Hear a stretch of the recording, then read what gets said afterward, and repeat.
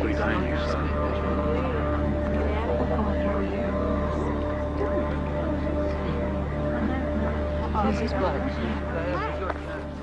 What do you call this place? It's a barbecue area. Babakiueria? They call this Babakiueria. Nice native name. Colourful. I like it.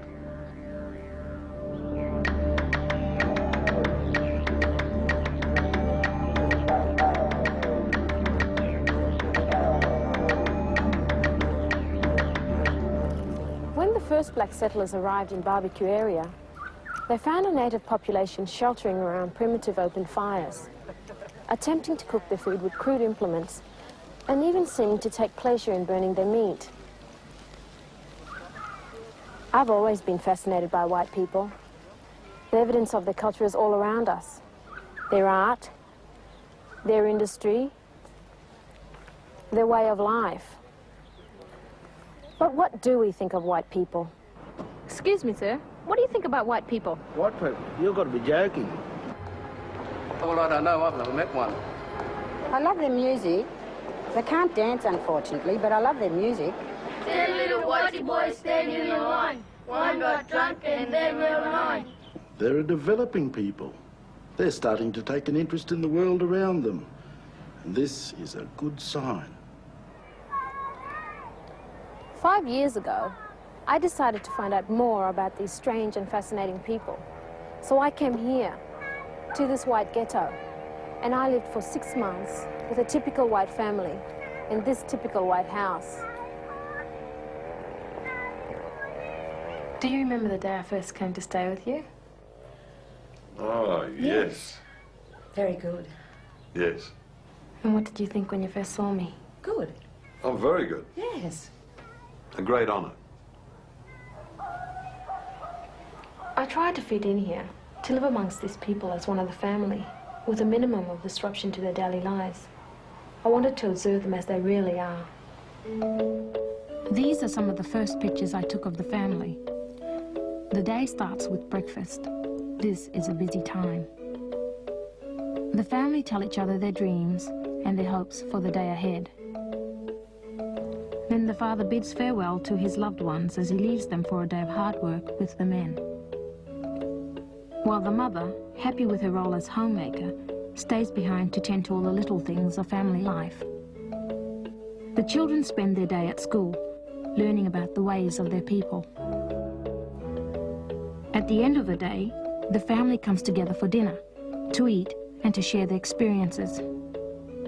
They were a happy people, always pleased to have their picture taken, living simple, uncomplicated lives.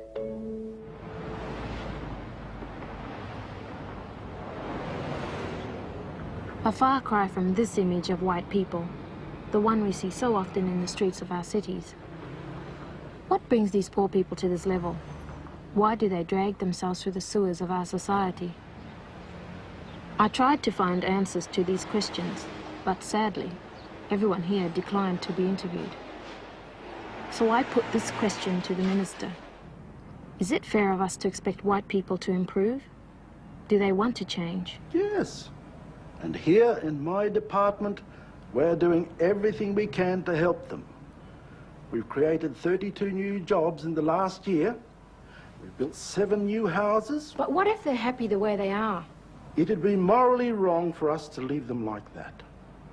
We've got to do everything we can to help these people take their place in society. And I think most white people are happy with what we're doing for them. But has the government tried to find out what white people want? Why? I mean, we're the government. It's our job to make decisions about what these people want and give it to them. It's a waste of money. We pour money into white people and what happens? They either end up drunk or in jail, or both. Mother, meet Giola.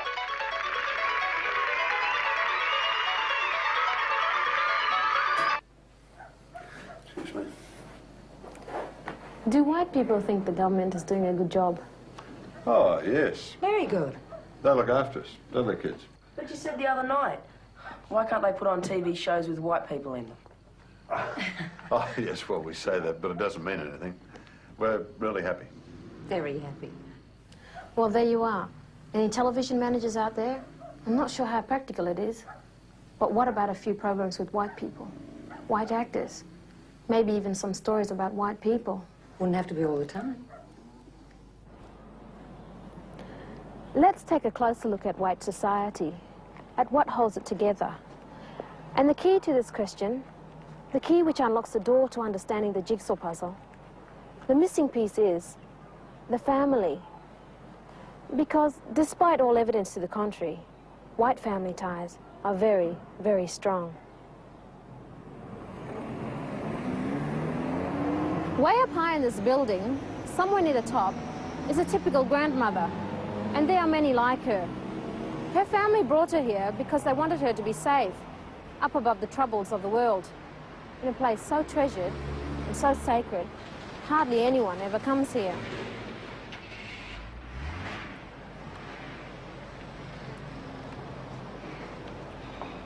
The security here is strict, deliberately so, to discourage the casual passerby from calling in and interrupting her daily routine. Even this intercom is out of order. Is this carelessness, laziness, or is it deliberate?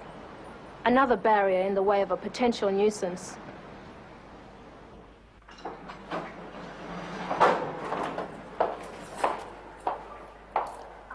What can you tell me about the customs of your people? How should I behave?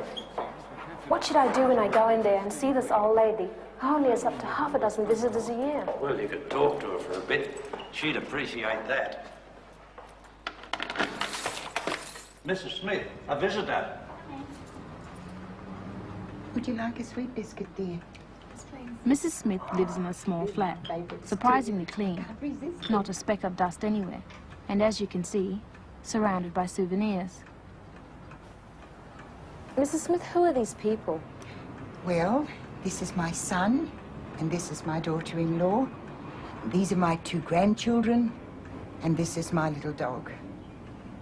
I had to have her put to sleep before I came here. They don't allow dogs. But you've still got the photos. Oh, yes, they don't mind photos. How far away does your family live now? Oh, a long way, I think. I don't know. It must be a long way. They're always saying they'd like to see me more often, but it's too far out of their way. And yet, despite the distances that separate them, the family is very close. They never miss ringing her at Christmas, on her birthday, and on Mother's Day. Never miss. And sometimes, they even ring up for no particular reason at all. Hello, Mum. Hello, dear. How are you? Oh, no, we're all fine. Listen, here, have a chat to your little boy. Good day, Mum.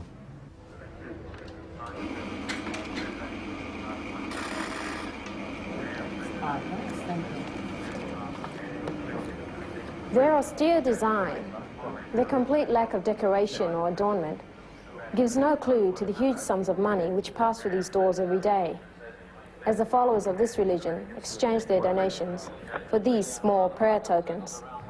We can see some of the worshippers now as they stand, heads bowed in deep reverence, while they listen to the incantations broadcast over the TV set and study the details on their prayer tokens. Lion pretty steady. Racing and got them to a good start. Flying Shoes got the best at the start of And then they pray. They pray for success, for wealth, for happiness. And they believe that the future course of their lives will be foretold by watching some trained horses run around a large circle. Freckles Brown and Leg Warmer battling it out near the line. Leg Warmer coming at Freckles Brown and Leg Warmer got there to win it, I think. Oh, gee, Brigantic and Flying Shoes flashed. Strange, isn't it, that at the end of the broadcast, we saw many people here tear up their tokens and throw them away. But if you thought this action indicated a loss of faith in their religion, you'd be wrong. Many of these people will be back here tomorrow to exchange new donations for new prayer tokens. What simple faith. One of the important issues of today is the 200-year celebration, when we mark the 200th anniversary of our discovery of white people in Babakiueria. Some people are concerned that whites are being left out, excluded from the plans for this important occasion. Do you feel left out? Oh, I don't think so. Left out of what? The 200-year celebration. Oh, I don't think so. We didn't even know it was on. But it's a celebration of everything that your people and my people have achieved together over the last 200 years. Oh, it's a small party, is it? There probably wouldn't be room for us then. But you go ahead and enjoy yourself. No, this is nonsense. We're all Babakiuerians. This is for all of us. And even if certain people aren't actually in it, they can still see the whole thing on TV. We have 2 white people on one of our boards of management. And as a result of that, we are planning several events which will involve the direct participation of some whites. Now, they have a rich culture, and we would not want to be without their contribution. But if they're not happy with that, well, there's absolutely nothing to stop them from organising their own events. I mean, we're more than happy for them to celebrate this historic occasion amongst themselves. Look, they're always telling us they want to manage their own affairs. Now, isn't this the perfect opportunity to show us what they can do?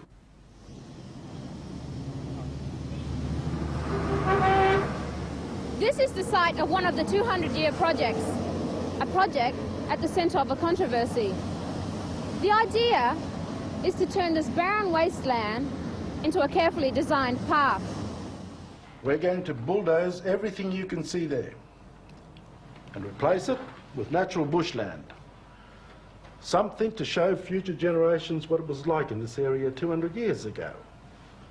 We want to make it as beautiful as we can. Tall trees, shrubs, wildflowers, sandstone outcrops, and down in the valley, a little stream.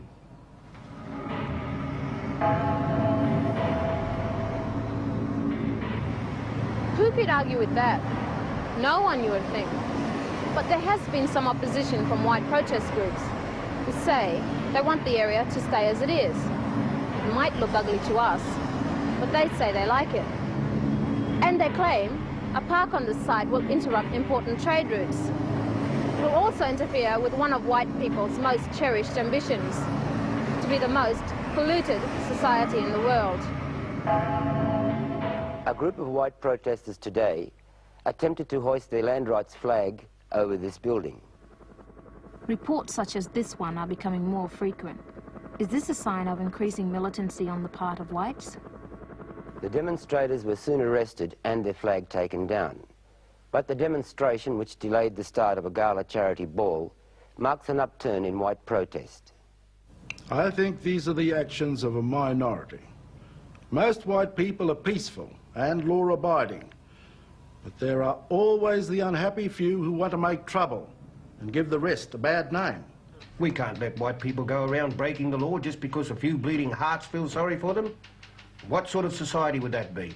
What if white people feel that protests and demonstrations are the only way they can gain public attention? They can put an advertisement in the paper just like everyone else. And if they can't afford it? Well, they'll just have to save their pennies. They might even have to get off their backsides and do a decent day's work for a change.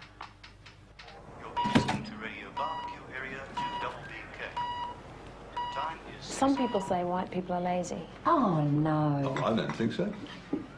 What would you say to the idea that a white person would rather spend the day lying in the sun around a swimming pool than doing a decent bit of hard work in a factory? No. Definitely not. No. And if I could make this a bit more personal, if you had to choose between going out on a carefree, lazy picnic on a beautiful day with a few good friends or staying at home to clean out the gutters or paint the house, what would you do? Oh, stay at home. Definitely. Well, a picnic might be tempting. Oh, not if there's work to be done.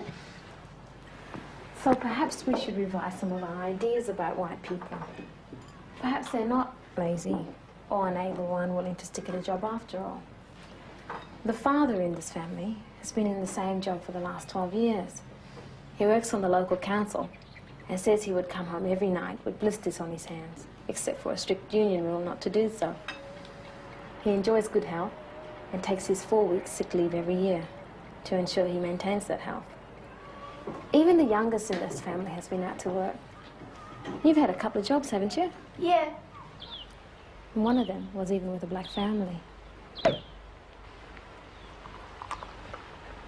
Yes, she was a dear little girl. Very good with the children. They seem to have a natural affinity with children. Very nice. There was only that little bit of trouble with the 50 cents. Oh, she turned on the tears, but in the end she had to go. Because it doesn't matter how nice they seem. If you can't trust them... Are white people intelligent? Well, according to recent studies, they are. The problem seems to be their insularity, the tendency to avoid mixing with other races, to cling to their own, fairly narrow view of the world, to resist change. But in a bold experimental move, the government is attempting a new direction.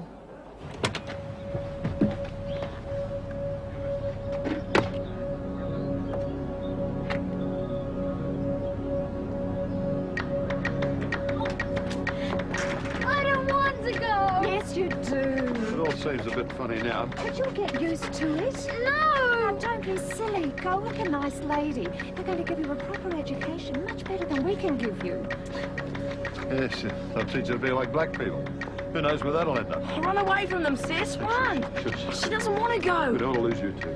Look, he's just excited you go.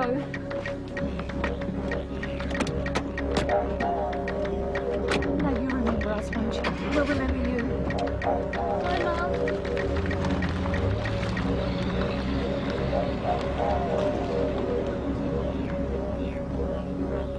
Parting with a loved one is never easy. I said goodbye to my mother recently when she went on a holiday, so I know how they feel. But I asked them, do they see this as the price of progress? Do you? Oh, yes. It's for the best. We didn't have any choice. No. What he means is, well, the government did make the decision, but we understand it's all for the best, don't we? Oh, yes. You have an opportunity, you know, if you want to say anything about this. Anything you say will be broadcast and seen by a lot of black people. Oh, no, there's nothing you want to say. Except that we're very happy. Happier than we've ever been, aren't we? He is really. And so, a happy ending. But I wondered how the minister would react to criticism that some of the policies we've adopted in relation to white people, although well-intentioned, have been misguided and inappropriate. 200 years ago, maybe. We've come a long way since then. We've learned a lot. I mean, would they rather we went away and just left them alone? And then what sort of mess would they make of it? Some of these radical whiteys would only be happy if we black people disappeared off the face of the earth forever. Well, we're not about to do that, are we?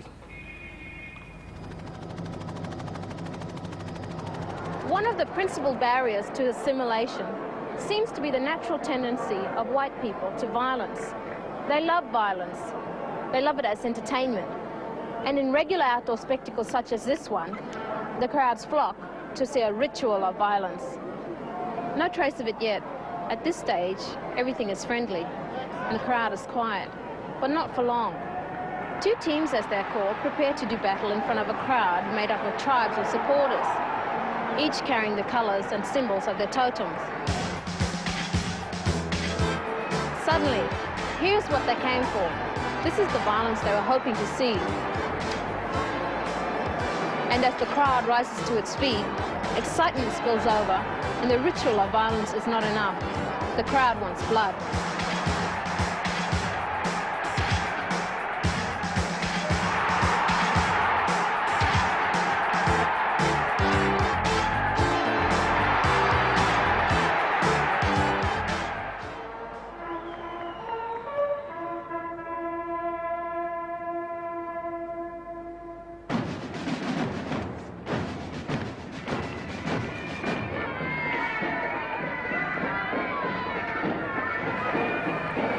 similar event.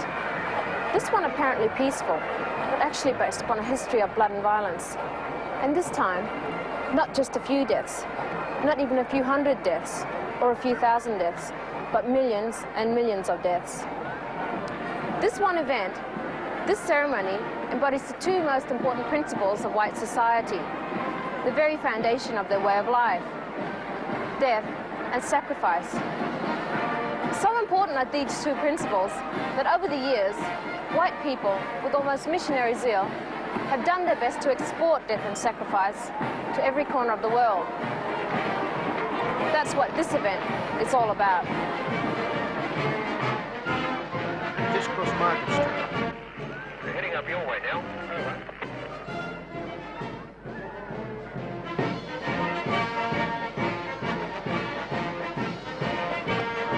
Now listen to this. I'm only going to say it once. Go to your homes. This is an illegal assembly. Anyone found here in 2 minutes' time will be arrested. I repeat, this is an illegal assembly. Hurry up now. You have less than 2 minutes. Come on, you have to move along. Come on.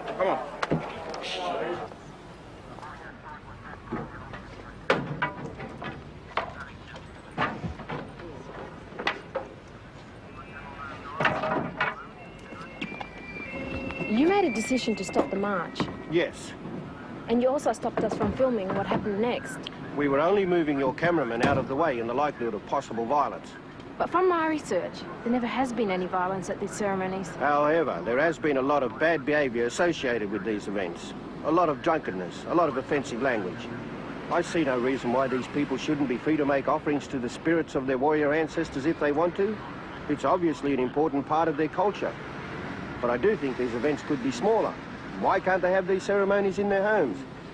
They could get drunk and swear their heads off there if they want to.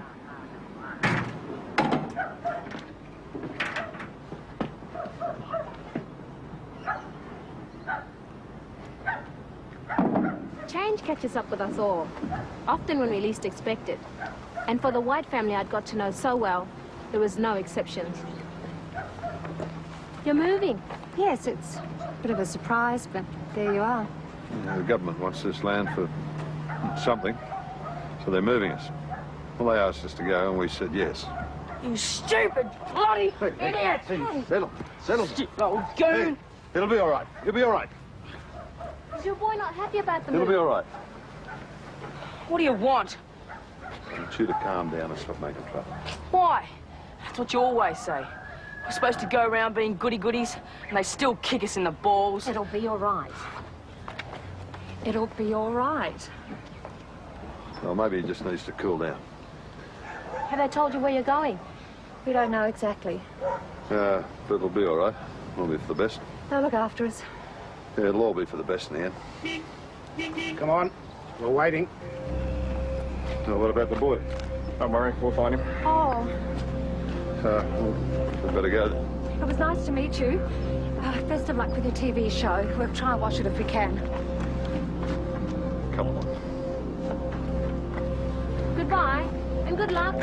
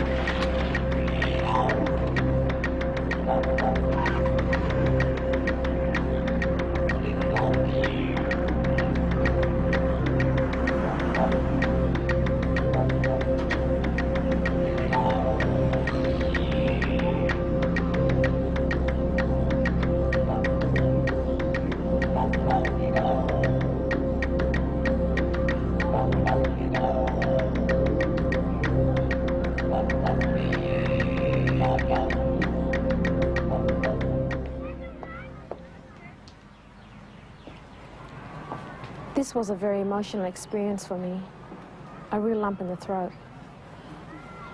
After many months of living with these people, sharing their meager food, their humble dwelling, I felt I became one of the family. And as I watched them drive away, I felt a real sense of missing them. I'm sure they felt that way about me. Yes. It's part of an initiative training scheme. We believe many people benefit when they're given a challenge.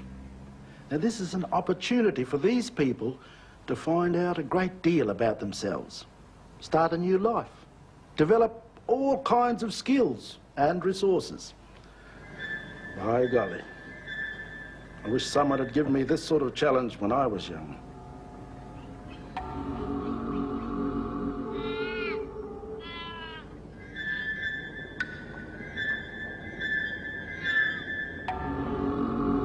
And so, what of the future? Do white people need to change their attitude to us? I'm optimistic. Or is the answer for us to change our attitude to them? Three little white boys don't know what to do. One got drunk and then there were two.